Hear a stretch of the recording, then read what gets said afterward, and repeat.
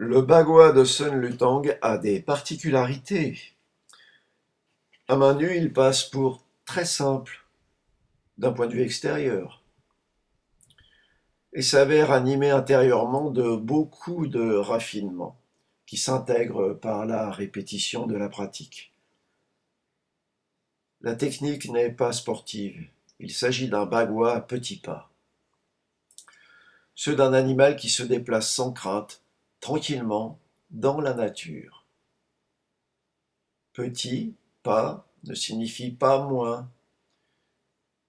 On y insiste plus sur la précision, le relâchement sung, dans une apparente faiblesse qui crée une illusion de manque d'habileté ou de puissance. Le premier cercle de changement de paume, à droite et à gauche, permet de se familiariser avec la marche inhabituelle des pieds ventouses et d'entrer dans la pratique tout en douceur.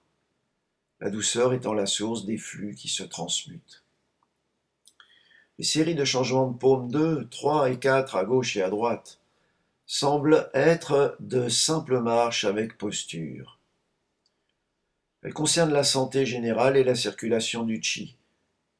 Ou si vous préférez, elles concernent des informations sensitives et gestuelles qui s'échangent dans tout le corps, cœur, esprit, en lien avec le monde extérieur. Le Bagwazang, c'est le changement en spirale avec le chi.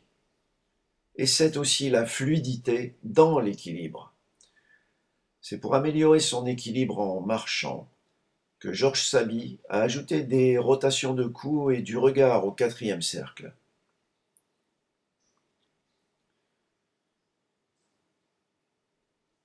Cette marche utilise la célèbre posture du singe qui offre des fruits.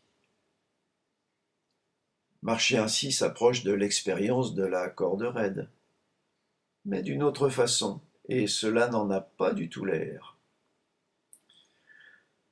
Les postures de la partie haute du corps créent des étirements et des relâchements. Au fil des pas, ils agissent dans tout le corps en lui donnant unité. À chaque pas, le balancement du poids n'est pas utilisé comme dans la vie quotidienne vers l'avant. Il reste posé dans le talon arrière jusqu'à ce que le pied avant se transforme en se posant.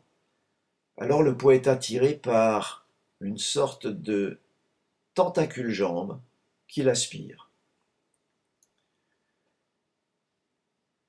Des spirales animent tout le corps à partir de cet équilibre basé sur le talon arrière.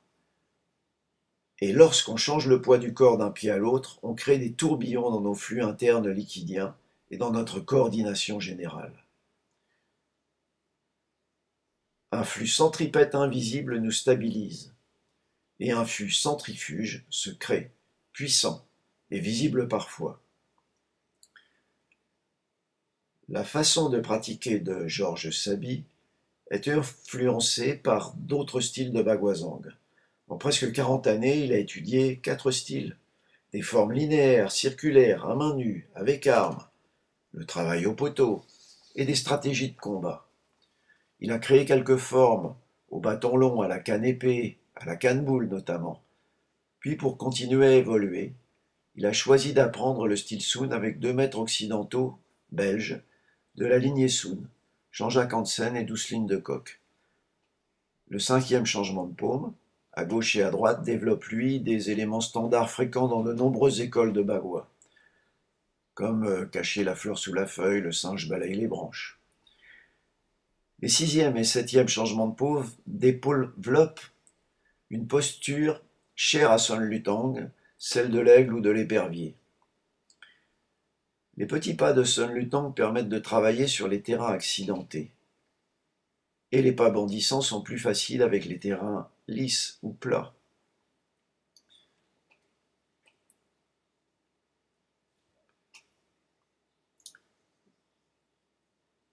Le 8e changement de paume commence et termine par la technique de soulever la pagode selon 2 versions, une petite et une grande. Si l'on marche sur un très grand cercle, On ne traverse pas le cercle, mais si on marche sur un petit cercle avec cette forme, on le traverse en travers. Tout cela pour aller donner des coups de coude et des coups d'épaule. Il développe aussi la paume de la langue de bœuf, une grande spécialité connue de Sun Lutang.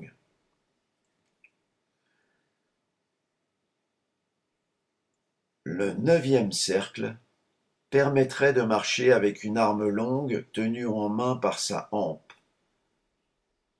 Ce changement de paume propose quelque chose qui n'est pas une variante majoritaire pratiquée dans les courants de l'école Sun, d'après la façon de pratiquer de Georges Sabi. Avec cette séquence, on en profite pour travailler le chi dans les mains et les doigts, en lien avec certains points utilisés en qigong ou en acupuncture.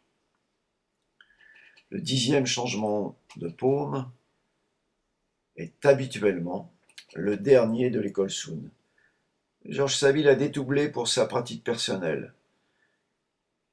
Il l'utilise pour travailler des liens dans les 3 dantians principaux.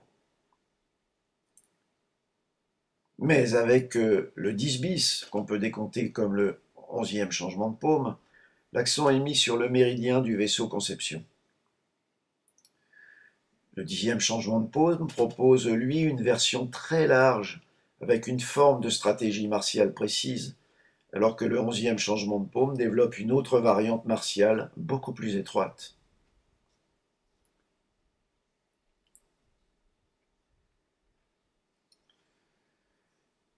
La pratique va se terminer en ajoutant quelques pas en reculant avec de simples changements de paume.